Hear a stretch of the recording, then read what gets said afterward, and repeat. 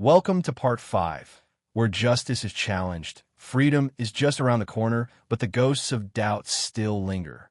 Fasten your seatbelts, because in the next few minutes, we will witness the tense, suspenseful moments where three wrongfully convicted people, Jessie, Damien, and Jason, will step into the light of freedom.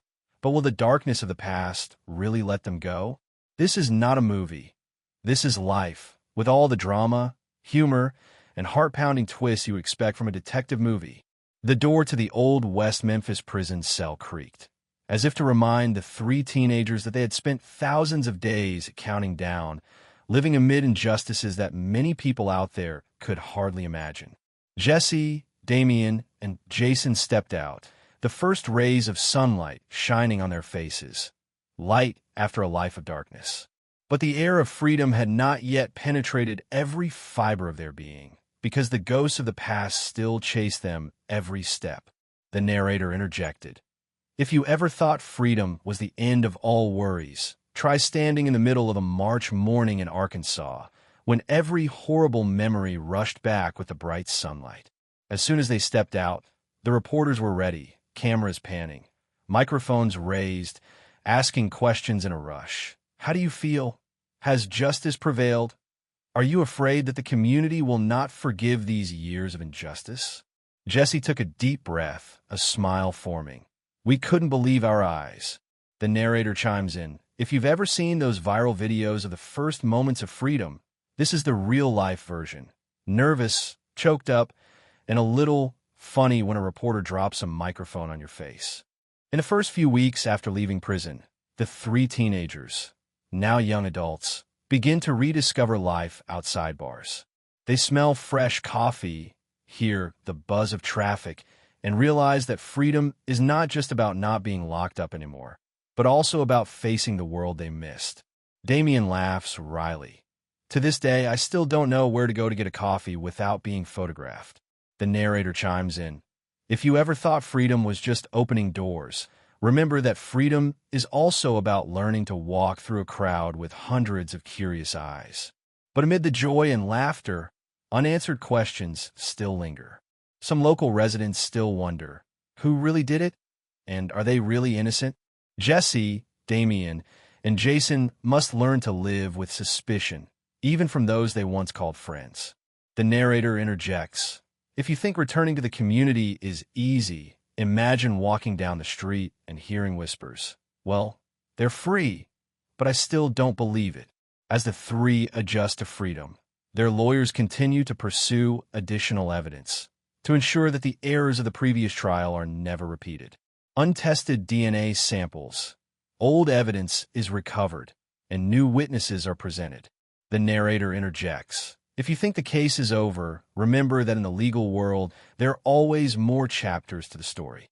One evening, the three teenagers decide to return to the scene where their horrific memories once haunted them.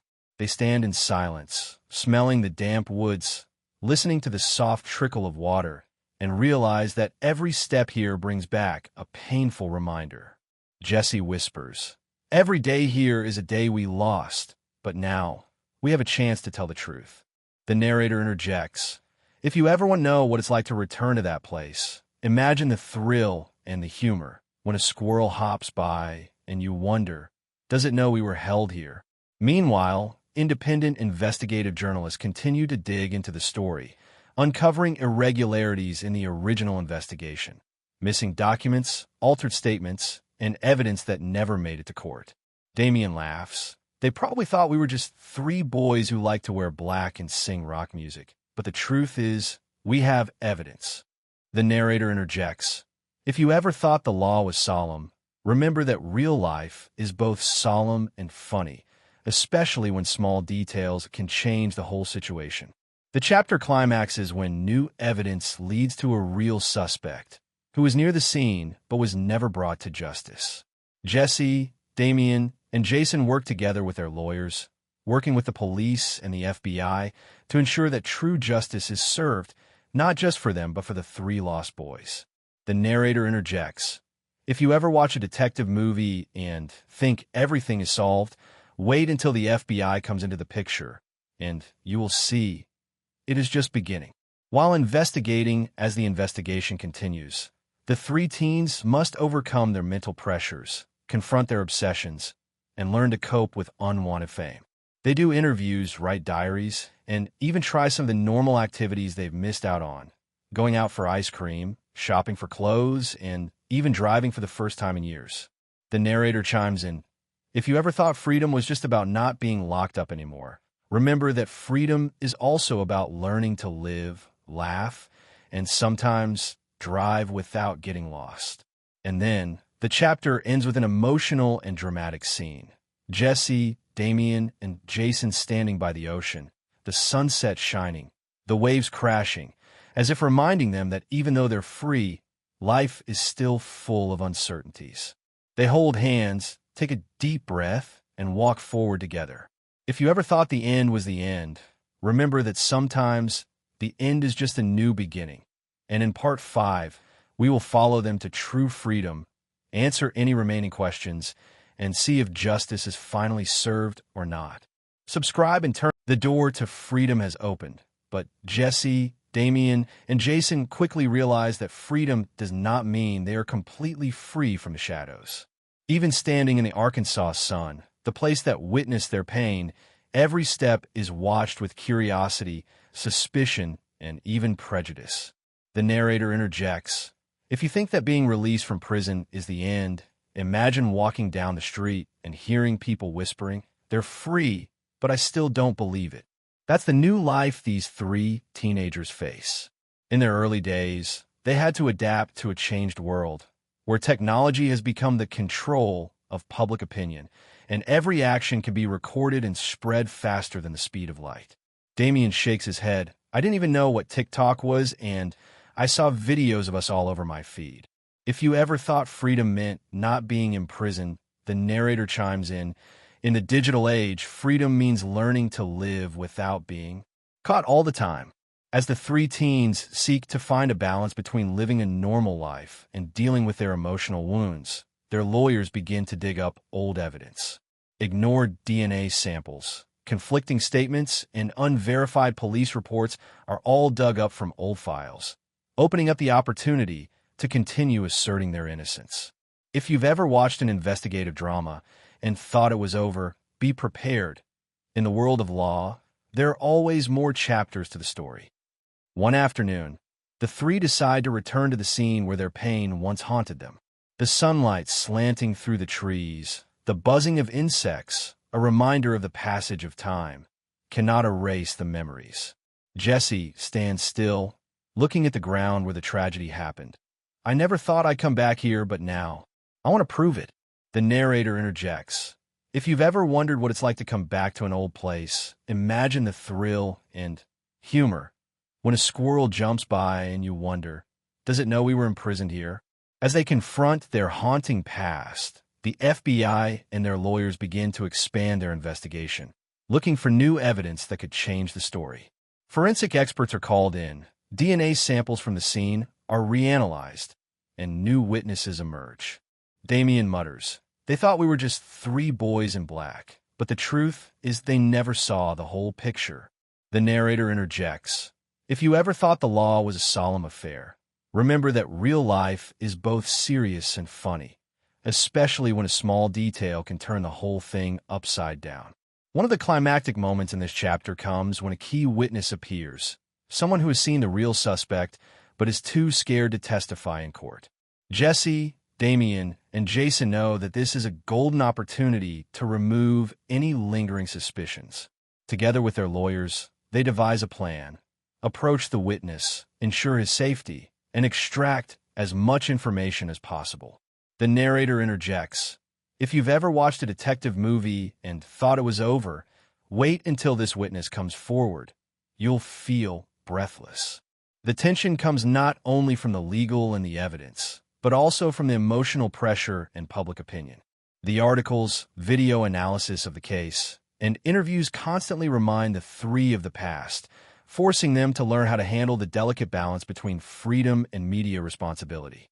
"We've just been freed," Jason sighs, "and now we're characters in a reality show." The narrator interjects, "If you ever thought freedom meant relaxation, Think about walking around listening to dozens of comments about the past, and sometimes unexpected jokes. Over the next few weeks, new evidence began to paint a clearer picture. DNA that didn't match the three defendants, conflicting testimony from former witnesses, and details of the crime scene were carefully analyzed. Each discovery brought a sense of both excitement and relief. It turns out Damien sneers, that's not what they thought, and we're not the rock stars in black anymore. The narrator chimes in. If you ever thought life behind bars would be easy, remember that every step is filled with excitement, tension, and a little humor. The chapter climaxes when new evidence leads to a real suspect, someone who was close to the scene but was never brought to justice. Jessie, Damien, and Jason team up with their lawyers and the FBI to plot a course of action to uncover the truth, ensuring that justice is eventually served. The narrator chimes in, if you've ever watched a thriller and thought everything was fine, be prepared. When the FBI comes in, it's just the beginning. Chapter 2 ends on a cliffhanger but full of hope. Three people standing in front of the law office door, sunlight streaming through the glass, determination in their eyes, and smiles on their faces. They know that the door to freedom has not been open for long, but Jessie, Damien, and Jason quickly realize that freedom does not mean peace. While they try to adjust to life on the outside, the ghosts of the past still haunt them, dragging them back to painful memories. The narrator interjects. If you think freedom is the end of all pain, imagine stepping outside and seeing all eyes looking at you. You're free, but we still have doubts. That's how these three teenagers, now men, feel, standing in the light where the darkness has not yet given way. One autumn morning, Jessie receives a call from her lawyer. We have new information about a witness who has never testified in court. He is willing to cooperate, but only if he is given absolute protection. Jessie grimaced, Damien shrugged, and Jason exclaimed, well, it seems that it didn't stop with the release. This is the real thriller part of the story. The narrator chimed in. If you've ever watched a detective movie and thought everything was settled, prepare yourself. The upcoming confrontation will make your heart pound harder than any Hollywood climax. While the lawyer prepared his case, the three of them began to relive the events from the day of the murder, trying to remember every little detail to aid their investigation. Together they walked through each room, each path in the woods where the nightmare had begun, each step arousing fear but also determination to find the truth. Damien muttered, every time I see these trees, I see Jessie screaming like she did when she was 15, and I think, thank goodness, I don't have to run away anymore. The narrator interjects. If you think that Reminiscence is a sad movie, add a little humor to it. Imagine the three of them reminiscing and arguing about who was the main actor of the past. The fierce confrontation begins when the witness makes his first appearance before the law, under the supervision of the FBI and his lawyer. He is a young man who used to live near the scene of the crime, knows many details, but is too afraid to testify. Jessie senses the trembling in the witness's voice, but also understands that this is an opportunity to overturn all remaining suspicions. The narrator chimes in. If you think cross-examination is just a question-and-answer session on paper, imagine your heart pounding at every statement, every pause, and sometimes the witness repeating, I don't know, makes you want to scream. Tell me. The lawyer begins to lead the witness into important details, comparing old statements with physical evidence, inconsistencies in the police report, and unexplored points. Jason feels the tension spreading, but at the same time sees the light of truth flashing. Damien examines every DNA record, every remaining sample, discovering that some samples have never been tested with modern technology, and this could overturn the old conclusion. The narrator interjects. If you ever thought forensics was boring, just imagine Damien muttering, well, now the game begins, as he probes through each test tube. As the confrontation reaches its climax, the witness suddenly admits that he saw a stranger around the crime scene who acted suspiciously but was never noticed by the police.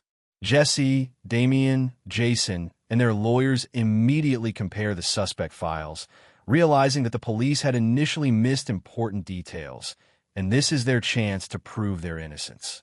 The narrator interjects. If you ever thought that every detail was trivial, remember that in the world of true crime, an insect, a hair, or a glance can change a fate. While the witness testifies, forensic experts continue to test samples using modern technology, from DNA, fingerprints, to the smallest biological traces.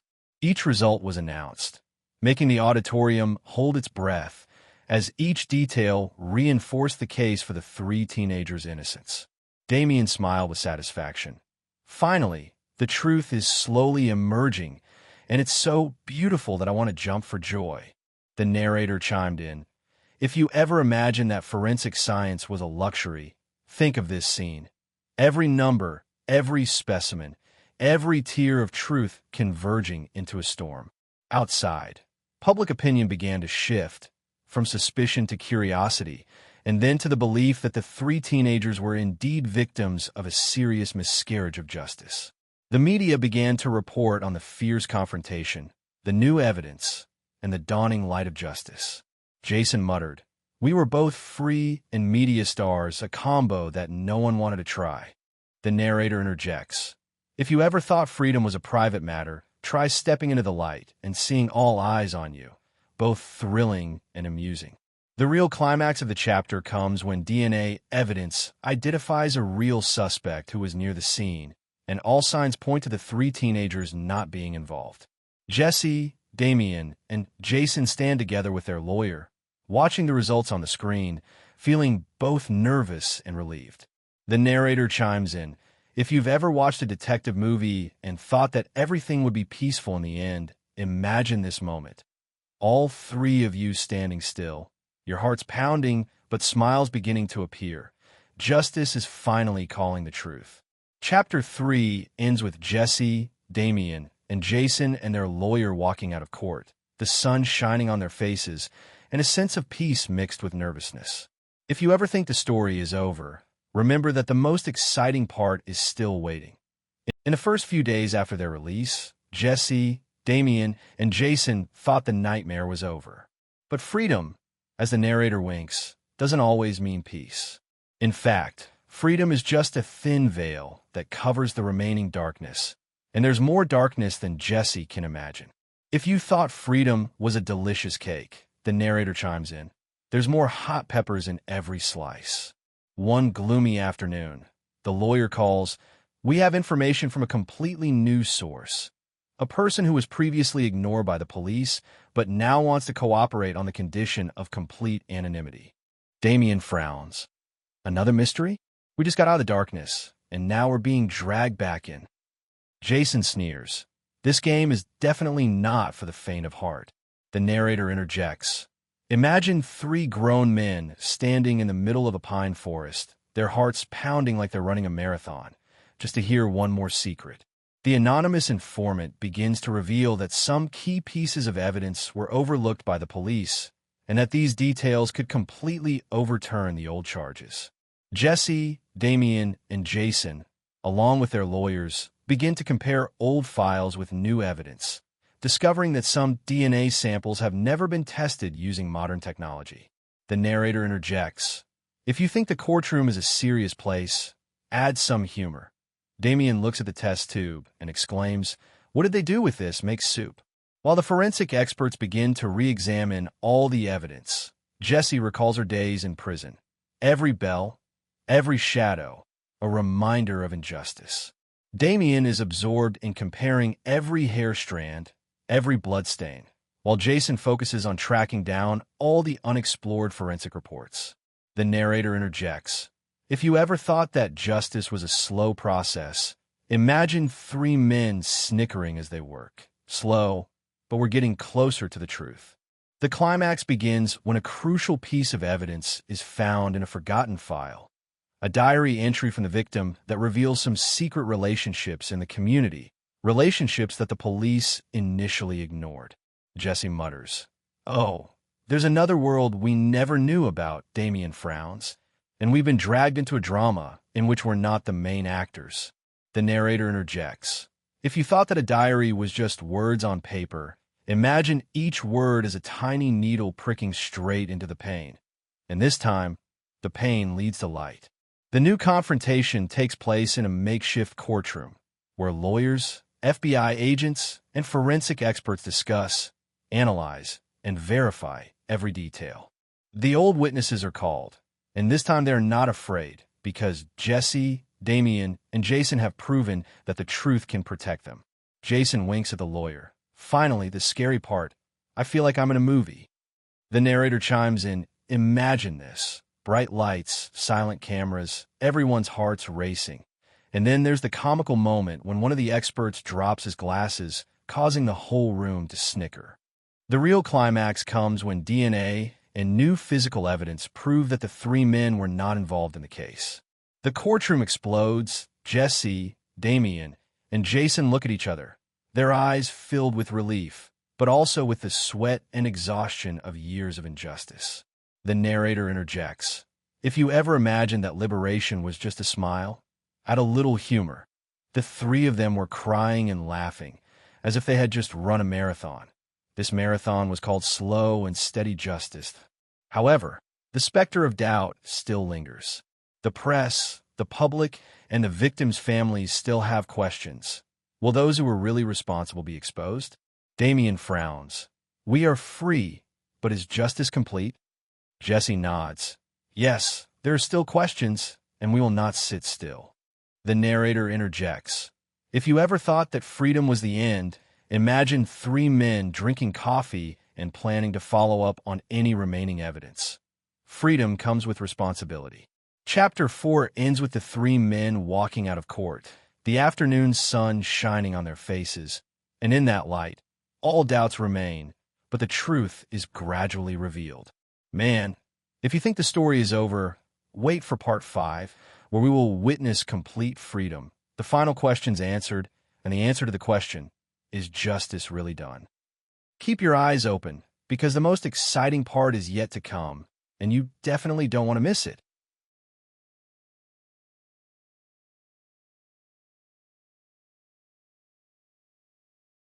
The narrator opens with a provocative voice. If you thought freedom was a cake, think again. Three men are about to step out of the darkness of injustice. But before them, there's not only the light of freedom, but also a sea of questions and fragments of justice that have not yet been fully assembled.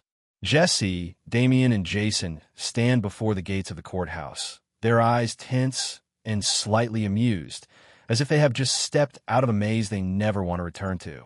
Damien shrugs. So finally, we are free. Jason chuckles, his voice low. Freedom. But who will answer the remaining questions? The narrator interjects, winking at the audience. If you thought freedom was just a smile, imagine three men laughing and wiping away tears because crying in freedom requires a little humor. And then, the climax begins. The final DNA evidence is revealed, revealing details that have stunned the legal community, the victims' families, and the three men themselves.